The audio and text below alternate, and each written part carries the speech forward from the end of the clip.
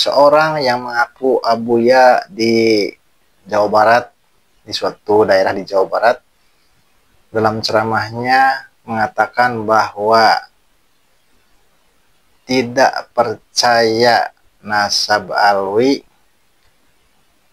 itu sangat berbahaya, sangat membahayakan. Lebih baik meninggalkan sholat atau puasa daripada tidak percaya nasab alwi.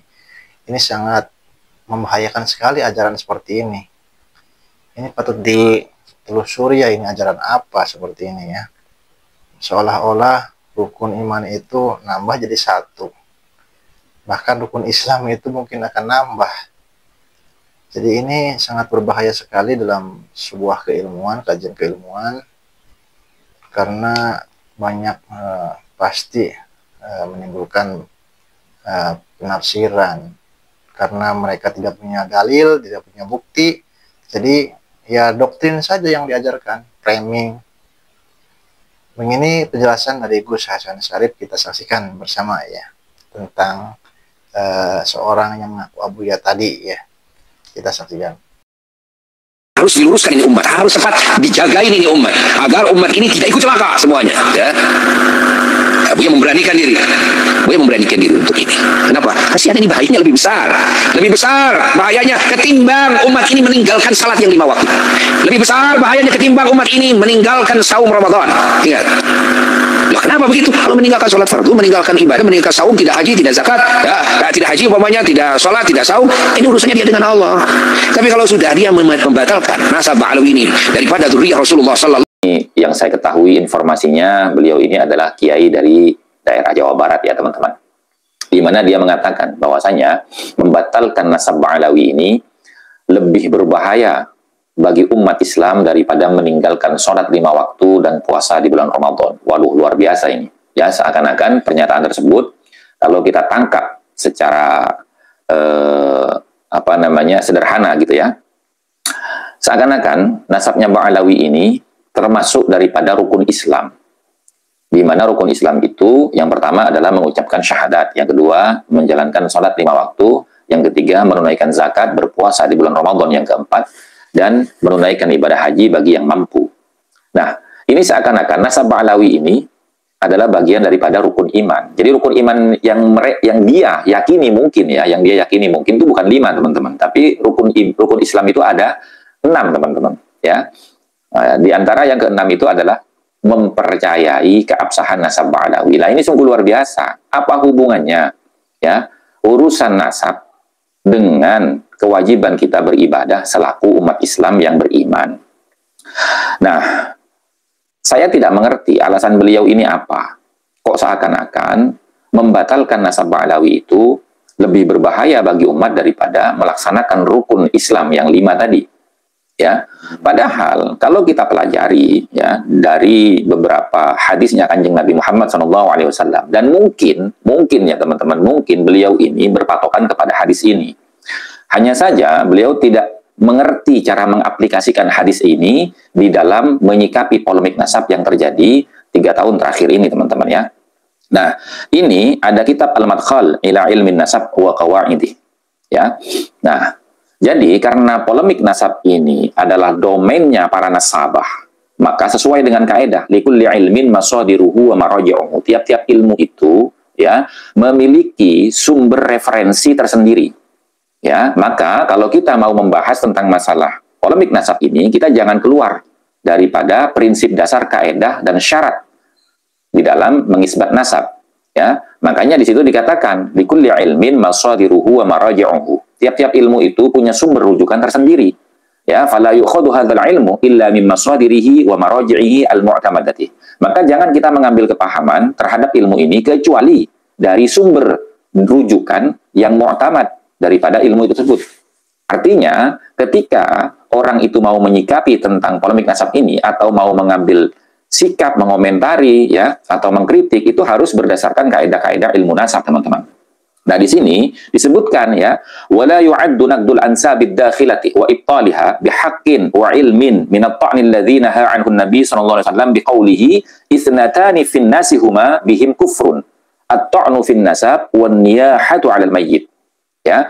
Jadi maksudnya di sini ya, mento'an sebuah nasab atau membatalkan sebuah nasab, ya, bihaqqin, dengan cara yang benar, wa ilmin, dan berdasarkan keilmuan di bidang nasab, itu tidak termasuk daripada to'an yang dilarang oleh Kanjeng Nabi Muhammad SAW, sebagaimana yang beliau sabdakan dalam hadisnya, yaitu isnatani finnasi huma bihim kufrun. Dua perkara, ya, yang terjadi di dalam pergaulan manusia, yang mana keduanya itu akan menyebabkan kekufuran. Yang pertama yaitu at-ta'nu fin nasab, ya, mento'an sebuah nasab, wan niyahatu 'alal mayyit, dan meratapi mayit. Nah, di sini yang kita bahas adalah ta'an fin nasab, ya. Maksudnya bagaimana? Ini li'anna ta'nal murad, li'anna ta'na, sesungguhnya ta'an di sini al-muradu fil hadis, yang dimaksudkan dalam hadis ini huwa ta'nu fi ansabin nas bijahlin wa ghairi ilmin, yaitu mento'an nasab seseorang bijahlin, ya, dengan kebodohan, wa ghairi ilmin, dan dengan tidak berdasarkan keilmuan, ya.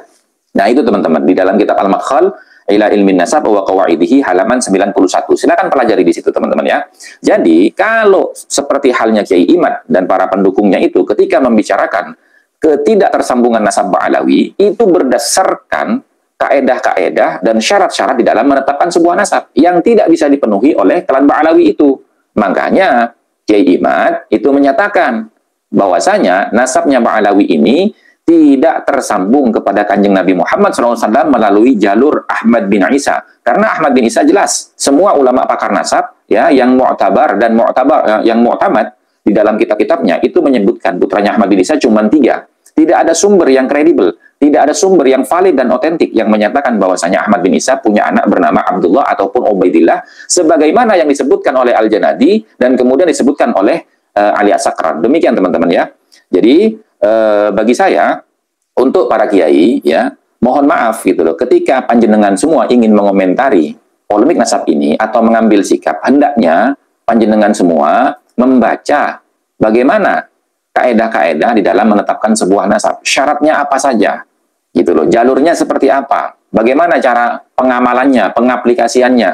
Jangan hanya sekedar berdasarkan satu hadis yang Anda tidak membaca syarahnya di bidang ilmu nasab, lalu Anda menyatakan hal-hal yang tidak benar, yang bisa membahayakan bagi umat Islam.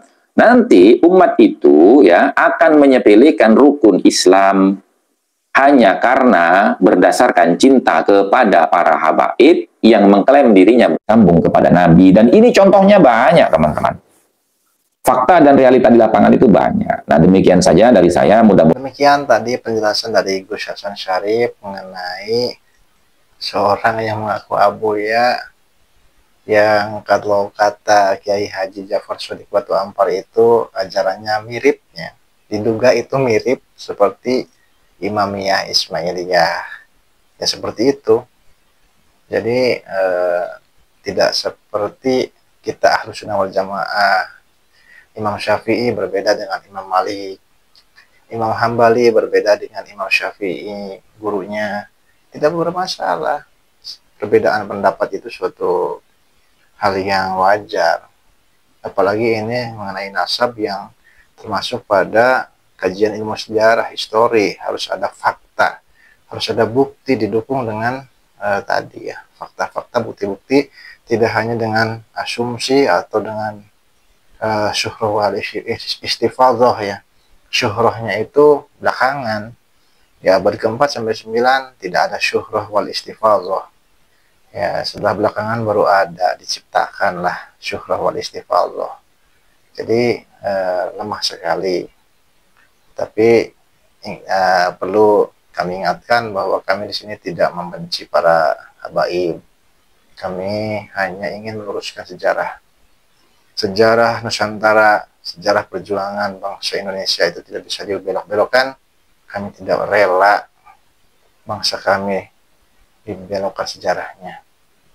Tidak rela kalau para Habib di Nusantara ini merusak budaya Nusantara, merusak sejarah Nusantara. Itu saja.